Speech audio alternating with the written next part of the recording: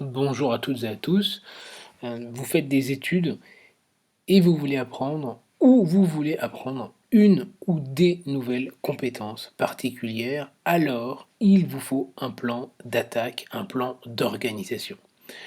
Comment vous organiser, comment organiser vos cours? Je vous propose de vous donner des réponses en 5 points. On va voir ça dans le coin discussion. C'est parti. Alors la première étape, c'est savoir pourquoi il faut être organisé.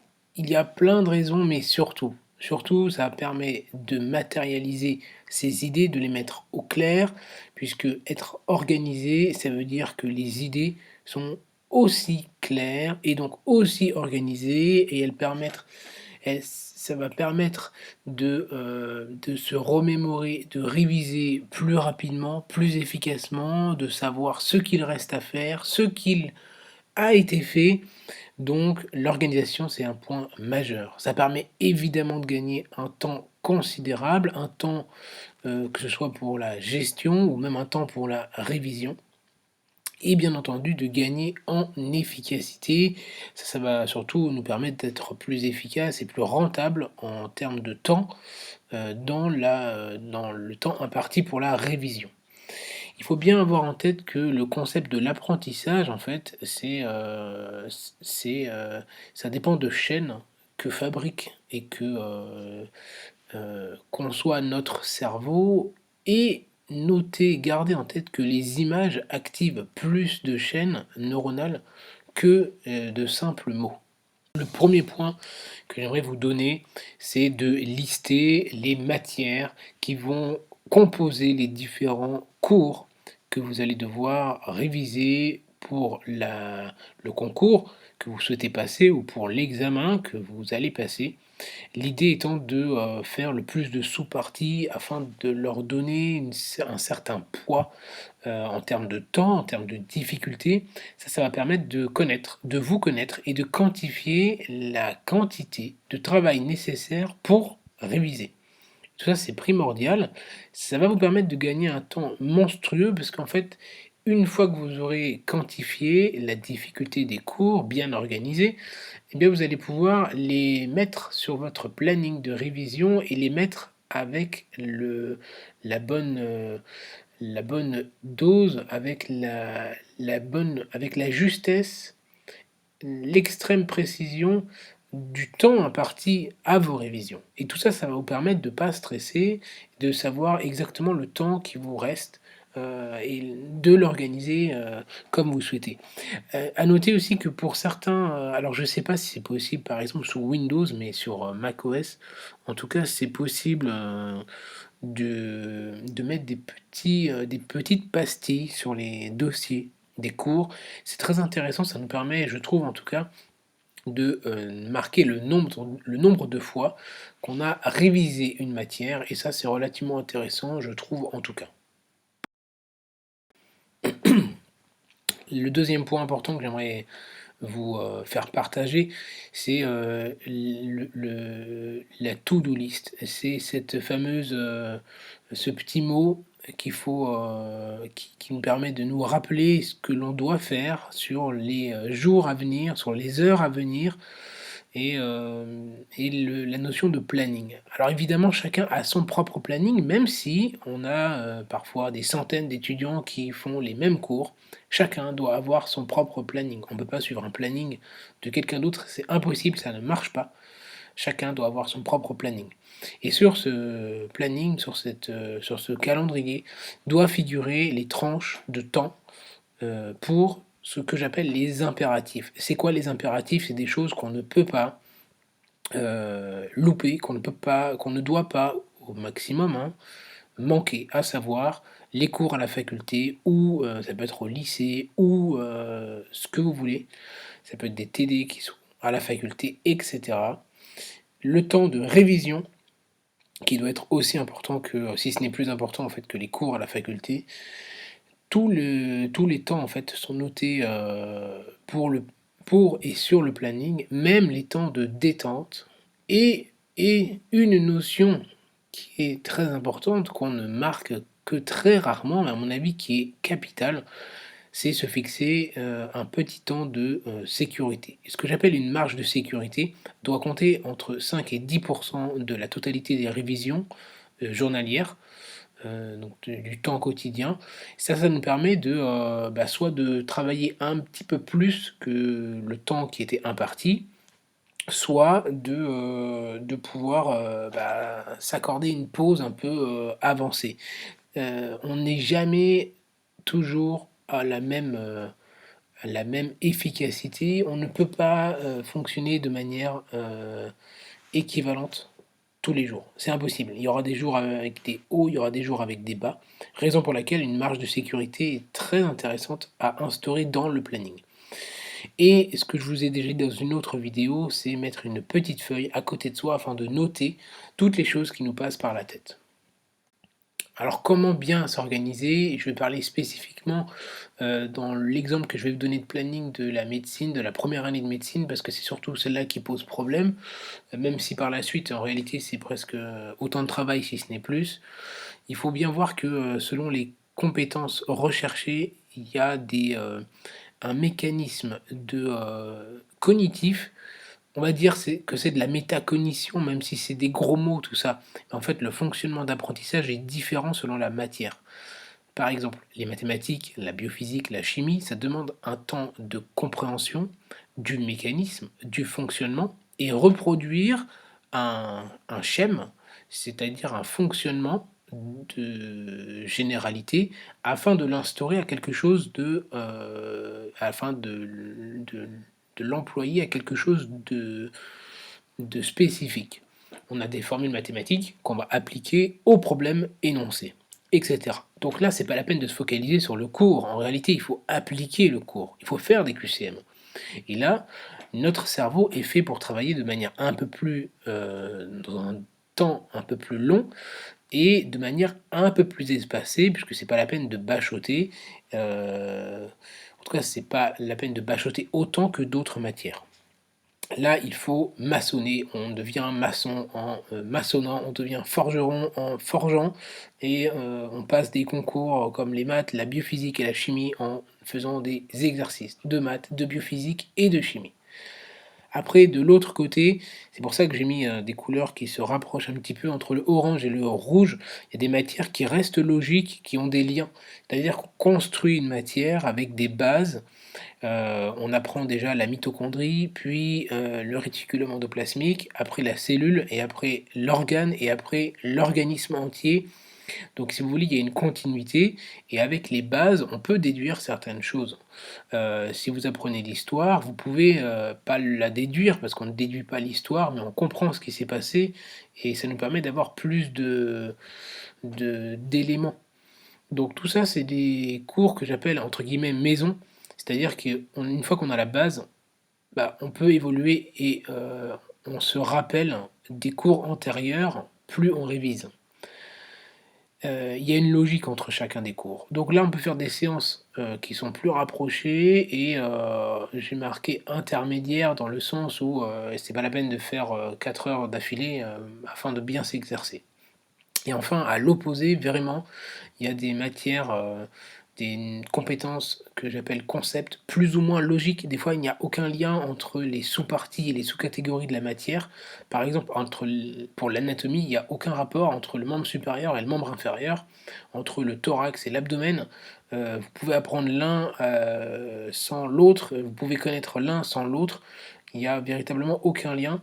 À ce moment-là, il faut vraiment, pour ces deux types de concepts, quand il y a une logique avec des liens ou sans lien, bachoter le cours et rapprocher les séances, voire faire des splits, c'est-à-dire vraiment les séparer et les voir plusieurs fois dans la même journée.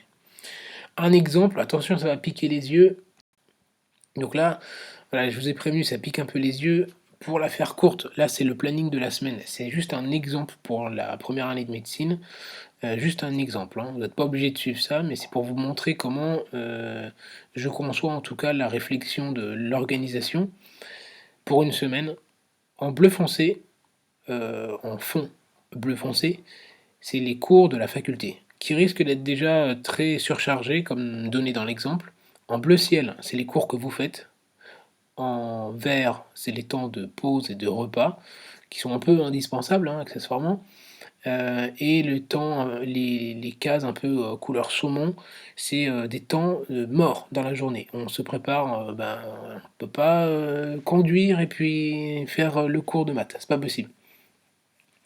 Là, vous voyez, par exemple, le lundi, ça fait, des journées un peu lourdes quand même, mais ça laisse, plus de 7 heures de sommeil, avec une sieste le midi, vous voyez que c'est supportable, quoi. Le matin, vous faites une fiche, par exemple, qui est en rapport avec, le cours, du dimanche ou du vendredi.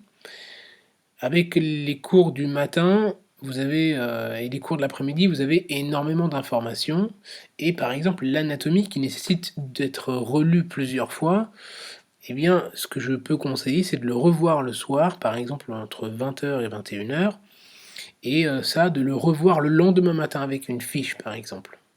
Et vous voyez que en général, les cours, que j'appelle, avec plus ou moins une logique, mais qui nécessitent plusieurs répétitions, qui sont donc en rouge, comme l'anatomie, la pharmacologie, il y a énormément de répétitions, surtout le soir. Et le soir, pas de biophysique, pas de, chimie et cetera, des cours qui nécessitent une concentration relativement intense, parce qu'il faut se plonger à fond dedans et ça, je le réserve plutôt, soit le matin pour faire des fiches, soit, le matin pour travailler, vraiment faire des mini TD à la maison et cetera. Donc, le soir, c'est plutôt pour, réviser et faire, ce fameux «split» entre guillemets, donc un petit rappel, vous voyez, le mercredi de, 13 heures à 13h30, on split, un petit rappel du cours, début de fin de matinée et bon le soir, c'est tranquille. Le jeudi, par exemple, encore un split avec, l'anat ou la sémio, par exemple, hein, du jeudi en fin de matinée. Donc ça, c'est à 13 heures vous révisez un petit peu. Le soir, c'est pareil, à 20 heures vous révisez un petit peu et encore à 21 heures vous pouvez, donner encore un petit coup, relire un petit coup ces matières-là. C'est très intéressant de fonctionner comme ça, en fait. Et vous avez remarqué, il y a par jour entre 1 heure et demie et 2 heures de marge et pause. C'est juste énorme. Donc au total, là, vous avez tout de même, quasiment 9 à 10 heures, quasiment 10 heures de boulot, par jour, en ayant 9 heures et demie de pause par semaine, 3 fois 1 heure de sport, plus le mercredi, j'ai compté une journée, une demi-journée off quasiment et le samedi, un moment détente, plus un repas famille le dimanche, donc c'est possible d'organiser son temps de travail de cette manière-là. Et enfin, je vous le rappelle, je pense en tout cas que la concentration est décroissante dans la journée. Ceux qui me disent: «Je suis concentré le soir», non, c'est pas possible, enfin je comprends pas. On est concentré le matin, on est frais, le cortisol il est sécrété le matin, c'est comme ça qu'on a la pêche, c'est le matin et le soir, on est plus fatigué. Ensuite, un autre point très important, comment mettre en page. On n'apprend pas, on apprend, c'est pas inné de savoir mettre en page. Là, c'est pareil, la diapo est pas forcément, très gaie et je vais vous montrer, preuve à l'appui, qu'on peut, mettre, en page quelque chose un cours qui est plus ou moins buvable. Donc, c'est très important, d'avoir conscience que la prise de notes et d'informations est bien, bien, bien, bien plus importante que la beauté du cours. Ayez un code couleur. Ça sert à rien de vouloir tout surligner parce que tout est important en fait. Dans ces cas-là, vous prenez votre feuille, vous la trempez dans un pot de peinture, vous la ressortez, tout est très important en médecine.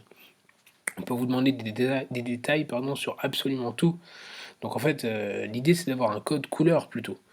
Par exemple, j'utilise, un cours, en médecine, j'utilise le jaune pour les diagnostics différentiels et pour les points un petit peu importants, l'orange aussi, le bleu, c'est pour, tout ce qui est examen complémentaire, biologie, scanner et cetera. Les complications, c'est, en violet ou rose et l'étiologie, ça peut être en violet ou en rose, mais comme ça, mon cerveau, il est directement, fixé sur le point, sur la couleur importante. Ça permet d'aller plus vite, de pouvoir comparer les éléments et d'avoir des repères. Après papier ou ordinateur, chacun fait ce qu'il veut, mais c'est vrai que ce qui est intéressant, c'est de mettre des dessins afin de se repérer encore plus rapidement, hein. Comme je vous ai dit, le cerveau préfère les images que le texte. C'est plus facile pour lui, c'est plus instinctif. Et n'hésitez pas à mettre de la couleur, surtout à aérer et à connecter les différentes parties du cours. En fait, l'idéal, c'est un mapping afin de c'est-à-dire d'avoir des connexions entre les différents éléments d'un cours. Le mieux, c'est d'avoir le moins de pages possible. L'idéal, c'est une seule page. Comme ça, le cerveau, voit toutes les données en un seul bloc et pas en tournant des pages qui, pour lui, est en fait, plus difficiles à se remémorer. Je vous montre juste un exemple. Là, on va dépasser un peu des 20 minutes, mais c'est très important que vous compreniez ce que je veux dire. En bactériologie, donc la microbio, c'est super compliqué parce que ça a aucune logique, donc je le considère dans les cours où il faut vraiment bachoter à fond.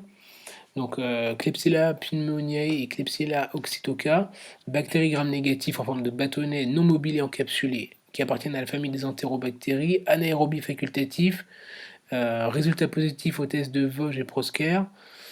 Pathogénicité donne des pneumonies nosocomiales et parfois nécrosantes, des septicémies, des infections urinaires et cutanées, abcès, empièmes, par exemple au foie, et Oxytoca donne des colites. La contamination, c'est manuportée, et les antibiotiques, sensibilité, ceftazidime, ceftriaxone, piperacilline, bactrim, aminoglycoside, et les pour les résistances, pénicilline et production de BLSE. Vous voyez que là, il y a, si vous connaissez pas la microbio, là, c'est comme si je vous parlais en chinois, en fait. Donc ça, quand c'est pas aéré, mal organisé, c'est imbuvable. Même bien organisé, regardez ce que ça peut donner. Là, c'est déjà un peu plus agréable. C'est compliqué parce que c'est que des nouvelles notions qu'il faut assimiler d'un coup et c'est très violent.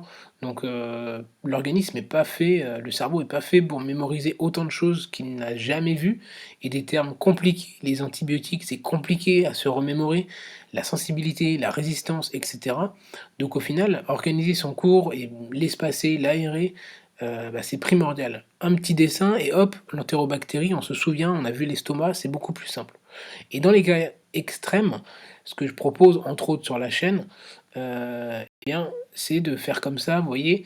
Donc là, on retrouve en fait toutes les notions qui sont expliquées. Donc vous voyez, Klebsiella, comment s'en rappeler, le club de ski, Klebsiella. Euh, Par exemple, Klebsiella oxytoca qui donne des diarrhées des rectorragies, donc diarrhée et des colites. En fait, sur le côté, il y a une barrière qui est oxydée pour oxytoca, qui est toute rouge, rouillée pour les rectorragies. Bactéries gram-négatives, ça veut dire que ça apparaît violet. Donc vous voyez que le dessin est violet. En forme de bâtonnet, les bâtonnets de ski. Il n'est pas mobile. On peut retenir que les personnages sont à l'arrêt, qu'ils n'avancent pas pour l'instant. Mais bon, soit, même si ça peut confondre. Entérobactérie, vous voyez qu'il y a un drapeau avec un estomac. Anaérobie facultatif, pour ça, je le schématise avec un masque à gaz. Vous voyez qu'il y a un personnage qui a un masque à gaz. C'est des bactéries qui sont encapsulées. Vous voyez qu'en fait tout le monde a un casque, que ce soit une casquette, un masque à gaz ou au fond il a un gros casque de moto. Et le résultat positif au test de Vosges et Prosker, si vous regardez la banderole, il y a marqué club de ski au Vosges pour les pros. Donc Vosges de Proskauer. Ça permet de retenir tout ça. Pour la pneumonie nosocomiale, vous voyez que les sapins qui sont dessinés en orange, c'est comme ça que je le symbolise, la clinique, ils sont en forme de poumon. Il y a des atteintes de septicémie, ça c'est quand ils sont reliés entre eux, donc il y a des guirlandes en fait pour les pneumonies nécrosantes, et tout autour c'est pour la septicémie. Les infections urinaires, il y a un jacuzzi à droite. Derrière la table, vous voyez qu'il y a un jacuzzi qui est plein d'eau, donc ça c'est pour les infections urinaires. Il y a les infections cutanées, c'est le trou dans les planchers. Il y a les abcès et nécroses du foie, vous voyez que les bouts de bois qui sont mis ont la forme du foie. Et par rapport à la contamination manuportée, vous voyez que tous les skieurs ont des gants violets. Donc c'est manuporté. Et pour la sensibilité, ceftazidime, ça me fait penser à asticot, qui est en train de ronger le bois à l'arrière. Donc ceftazidime pour asticot. Ceftriaxone, le nom commercial c'est roséphine. Donc une rose. Vous voyez qu'il y a des fleurs qui enlacent le bout de bois qui sont en train de le casser parce que c'est efficace. Les roses. Donc rose, ceftriaxone. Il y a un des skieurs qui a une pipe pour pipéracilline. Il y a un bac qui est derrière les bouts de bois pour Bactrim. Et enfin, le premier personnage avec la pipe et la casquette, il a 2 épées au lieu de 2 bâtons. Les épées, c'est aussi des glaives pour aminoglycosides, glaive, donc aminoglycosides. Et enfin, la résistance que je symbolise avec le rose sur le schéma, puisque c'est comme ça que je me le symbolise. Euh, Inefficacité des pénicillines. En anglais, pen, c'est un stylo, donc vous voyez qu'il y a un stylo qui est cassé. Et c'est un club de ski qui est abandonné. Vous voyez qu'il y a un bout de fromage. Le fromage, c'est lacté, donc synthèse et production de bêta-lactamase à spectre étendu. Vous voyez qu'en l'espace de 5 minutes, vous avez tout retenu et très très longtemps. D'où l'intérêt d'organiser ces cours et savoir comment utiliser à bon escient les moyens mémotechniques. Donc, on a bientôt terminé. Dernière diapositive. La dernière astuce, c'est l'utilité des astuces pour apprendre. Il faut bien avoir en tête qu'un cours, ça se comprend. Ça se comprend. On essaye au possible de comprendre le cours. Malheureusement, parfois, on ne peut pas comprendre le cours parce que soit il est trop compliqué, soit on n'a pas le temps. Dans ces cas-là, on peut être amené à utiliser des moyens mémotechniques pour retenir quelque chose qu'on ne comprend pas. Mais c'est vraiment pas la manière la plus efficace. La méthode de Feynman, c'est très intéressant. Ça veut dire qu'il faut pouvoir l'expliquer simplement à quelqu'un qui n'a jamais fait cette matière-là. Si on sait l'expliquer, ça veut dire qu'on le maîtrise très bien. C'est une méthode infaillible. Et comme je vous disais, tout ce qui va concerner les matières, concepts que j'appelle mécaniques, c'est-à-dire qui demandent de comprendre le mécanisme, le fonctionnement de, initial afin de généraliser la compétence, donc la biophysique, les maths. Tout ça, il faut se focaliser sur les formules et les astuces pour réaliser les exercices et après réaliser l'exercice. Quant aux autres matières, que la biologie, la nat, la pharmaco, quand il y a plus ou moins une logique, dans ces cas-là, il faut s'aider au maximum de chaînes neuronales et faire des liens entre ce que l'on connaît de base avec ce que j'appelle les dessins pyramidales simples. C'est quoi? En fait, on a le plan du cours. L'idée, c'est de retenir les grandes parties et après les petites sous-parties. En s'aidant de chaîne, alphabet, nombre. Tout ça, c'est des mots-clés. Mais en gros, chaîne, alphabet, nombre. Imaginez, vous devez retenir une suite. Le chiffre 6, ça vous évoque quoi? 6 pour ciseaux. 6, j'ai mis un ballon de rugby, mais il y a le tournoi des 6 nations. Donc les 6. Le vélo, c'est une bicyclette. Vous voyez qu'avec le chiffre 6, s'il y a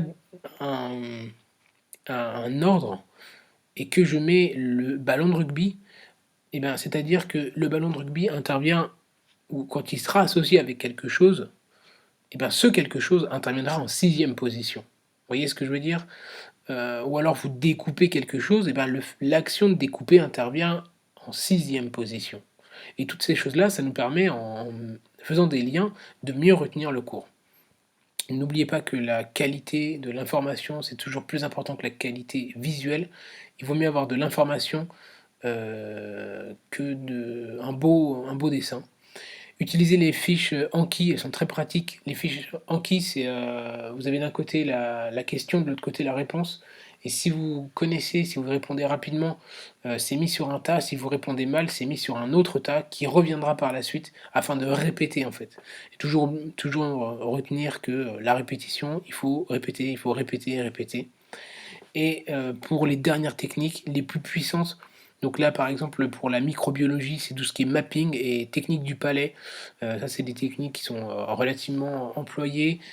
Euh, c'est, je dirais oui et non, parce que ça demande beaucoup de temps, beaucoup de maîtrise. C'est très chronophage. Donc, si vous arrivez à le faire rapidement pour quelque chose d'impossible à apprendre pour vous, faites-le. Mais sinon, c'est très, très, très chronophage en médecine, en tout cas. Juste un dernier exemple pour vous dire les facteurs de la coagulation, vitamine K dépendant. Faites des moyens mnémotechniques qui ont un lien avec le- la chose à retenir.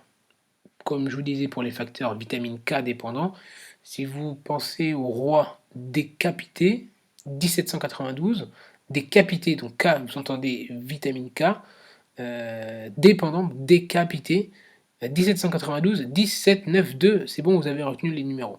Hop, et pas besoin de se prendre la tête. Vous les avez retenus pour toujours là. Donc, toutes ces techniques-là, gardez-les, utilisez et vous allez voir, vous allez gagner un temps monstrueux. Voilà, on arrive à la fin de la vidéo, beaucoup plus longue que d'habitude, mais très importante, je pense, qui, j'espère vous aura aidé. Si c'est le cas, abonnez-vous, cliquez sur la cloche des notifications pour pas rater les prochaines. Lâchez un pouce bleu et je vous souhaite de bonnes révisions.